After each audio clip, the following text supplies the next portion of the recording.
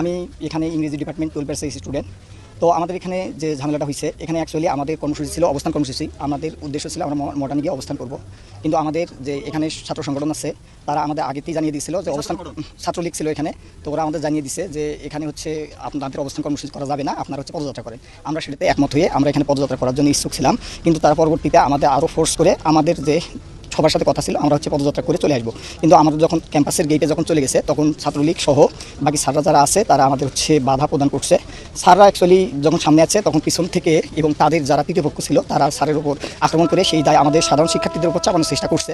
এই রকম যে আন্দোলন থাকে, সেই আন্দোলনগুলোতে বরাবরই ছাত্র তৃতীয় পক্ষ ঢুকে এবং সাধারণ শিক্ষার্থীদের উপর দায় চাপানোর চেষ্টা করে। তাই আমি আপনাদেরকে নিশ্চিত করতেছি যে এখানে না, এখানে আমাকে ছাত্রলীগের সভাপতি আমাকে চর থাপ্পড় মারছে।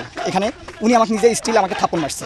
এখানে কথা হচ্ছিল আমাদের এখানে আমরা গত 9 দিন ধরে এখানে আমরা অনুষ্ঠান করতে সমাবেশ করতেছি। এখানে কোনো প্রকার আমাদের সাধারণ শিক্ষার্থী বিশৃঙ্খলা করে নাই, কিন্তু ওনারা আসার কারণে এই বিশৃঙ্খলা হয়েছে। এই দায়ভার সাধারণ শিক্ষার্থীদের না।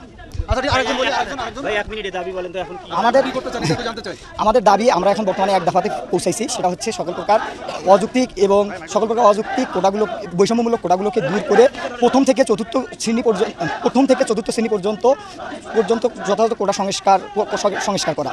আর এখানে আমাদের হচ্ছে বিচার বিভাগের সাথে আমাদের কোনো সম্পর্ক না, আমাদের সম্পর্ক হচ্ছে নির্বাহী বিভাগের কাছে। কারণ আপনারা জানেন সংবিধানের 29 নম্বর অনুচ্ছেদে বলা হয়েছে সরকারি চাকরিক্ষেত্রে সকল নাগরিক সমান সুবিধা ভোগ করবে।